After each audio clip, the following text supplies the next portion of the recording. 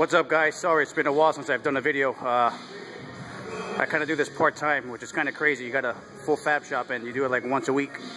I work full-time elsewhere, so I kind of got burnt and I stopped making exhaust for a while. But anyways, this is my latest project. This is the Genesis Coupe 2.0 turbo downpipe, and here's a factory one. That's the factory downpipe. It's roughly about 2 1/4. That's where the secondary cat goes. I made this downpipe where it's complete one piece. So up top right here is where the factory cat goes, the primary. And then this will be considered a downpipe, this portion here. And then back here is where the secondary cat goes. Now I made this a little different than everybody else. One, I made it full one piece, so you don't have to buy 3 different pieces. And I made the back where you can actually, it's a slip fit. Now the reasoning behind that is, right now this is a full 3-inch downpipe.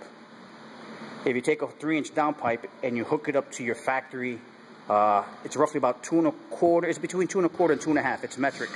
If you hook up this downpipe, a full 3-inch to your factory catback, or another catback system, for example, it'll be a 3-inch, but they'll bottleneck the front so it fits the factory system. Anyways, this is what's gonna happen.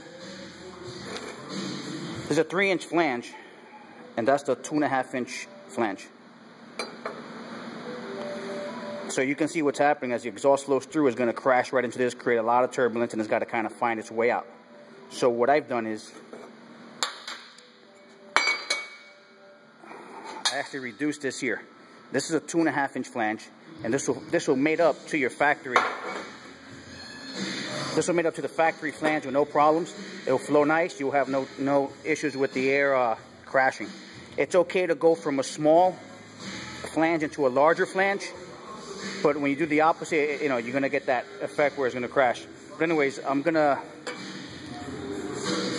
if I decide to start offering these, you're gonna get 2 pieces. So you're gonna get a 2 1/2-inch setup, and then you can remove it and put a full 3-inch if you do get an exhaust system that has an actual 3-inch flange, which I don't think too many have that, because like I said, it won't fit the factory one.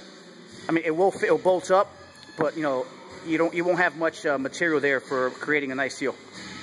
But anyways, I fabricate this, you know, all in house. There's a transfluid bender. There's a TIG welder. I use that mainly for like repairing Inconel thrust reversers. I also work on aircraft. That's the MIG welder, and I also use that for aluminum. Let's see what else. So I can actually make this here a complete one piece with no slip fit. So if you have a custom exhaust, or you're gonna get a custom exhaust, and you're gonna know it's a full 3-inch in the back, and I can go ahead and just make this for you, you know, 3-inch, no problem. Then you don't have to worry about this. These things, this is what a lot of the OEM systems come with. A lot of the Dodge systems, aftermarket boilers, and everything else come with these style AccuSeal clamps. If you know you're not gonna go with a stock, excuse me, if you want, I can also make this piece like this as well, where it's gonna just bolt up. I can make it one piece without no slip fit. You know, it's up to you. I make everything in house, so I can do basically whatever you guys want. There's a hanger with that's I ran out of the right material. It's a little too thin, it's flimsy, but the production piece is not gonna be like that. If you want a high flow cat, it's gonna go up here. There's another prototype I had made. It's got the cat up top. Those cats I haven't made here in the US, so it's OBD2 compliant, so it will pass the sniffer check and all that good stuff.